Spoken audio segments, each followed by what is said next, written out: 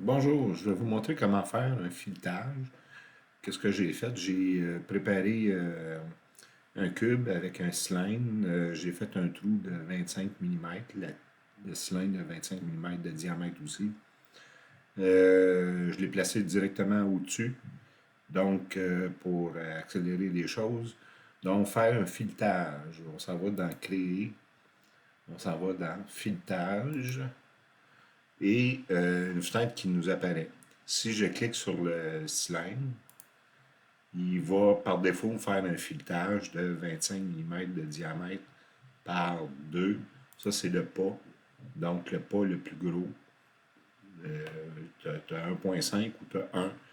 Donc, le 2, c'est mieux. C'est toujours mieux d'avoir un filet plus gros en impression 3D parce que les petits filets avec les tolérances de l'impression, ça ne fonctionne pas bien. Même, il va falloir un petit peu tricher les tolérances tantôt. Là. Donc, on peut choisir le type de filet. Donc, il y en a plusieurs. Il y a des filets anglais, il y a des filets de tuyaux, euh, il y a des filets de vis en forme métrique. Bon, il y a différents choix. Je vous conseille de prendre contour métrique ISO pour faire un assemblage correct. Donc, la direction du pas, côté droit, côté gauche. La classe ici, c'est juste les tolérances. Il y a 4G6 ou 6G. Je le laisse par défaut. Je ne sais pas exactement c'est quoi. J'ai déjà vu ça là, dans le passé, là, mais je ne me souviens plus comment ça fonctionne, ces tolérances-là. Là, si vous remarquez, le cylindre n'est pas, il est pas fileté comme il faut. Là. Il faut cocher ici modéliser. Quand on coche modéliser, il va venir vraiment faire le filetage.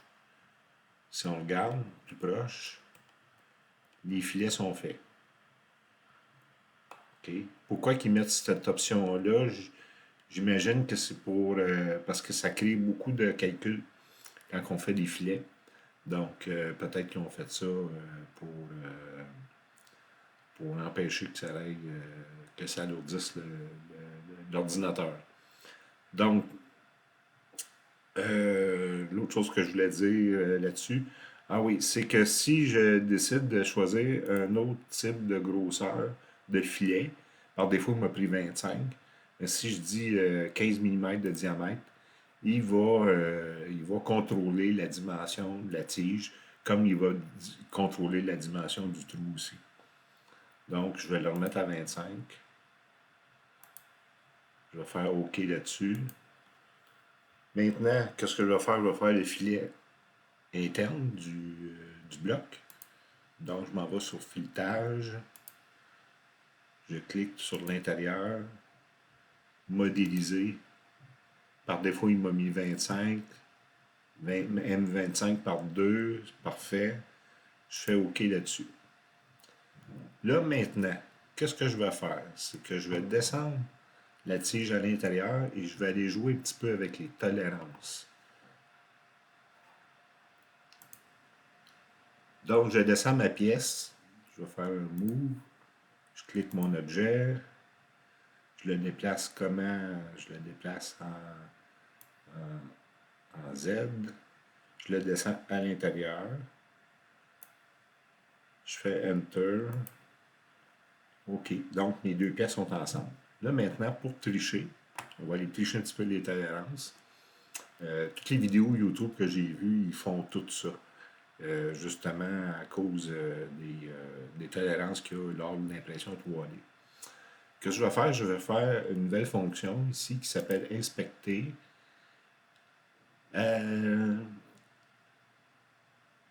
Analyse de section. Donc, je fais une analyse de section. Il me demande le plan de coupe. Le plan de coupe, je vais prendre le plan. Qu'est-ce que je vais faire? Je vais aller ici. Je prends le plan X, Y, Z.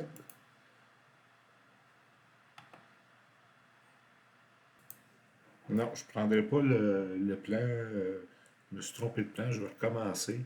Donc, inspecter, analyse de section. Qu'est-ce que je vais prendre? Je vais prendre le plan YZ. Non, XZ. XZ. Donc, je vais prendre le plan XZ. Et là, ça vient de couper mon objet en deux.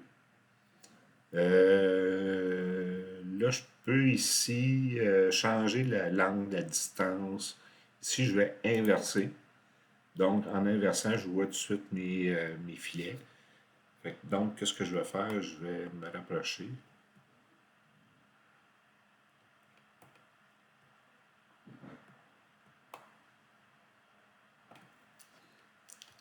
Et là, on voit le jeu qui est disponible ici. Donc, l'analyse de section, je vais la fermer, la fenêtre. Ce que je vais faire, c'est que je vais tricher avec une fonction. Donc, pour tricher, qu'est-ce que je vais faire? Je vais aller chercher la fonction appuyer-tirer. Donc, appuyer-tirer, je vais sélectionner mes surfaces que je veux.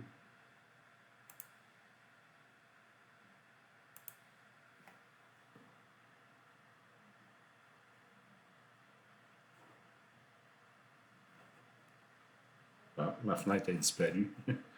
OK, je ramène ma fenêtre. Donc, une face, deux arêtes. Donc, qu'est-ce que je vais faire? Je vais faire un retrait de 0,2 mm.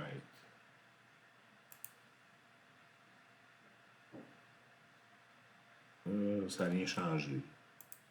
Je me suis trompé d'outil. Je vais prendre plutôt l'outil qui s'appelle décaler la face. Donc, qu'est-ce que je vais faire? Je vais sélectionner les trois faces et trois surfaces. Okay, donc, celle-là, celle-là, l'autre ici. Normalement, je devrais toutes les avoir sélectionnées. J'ai sélectionné 4 parties.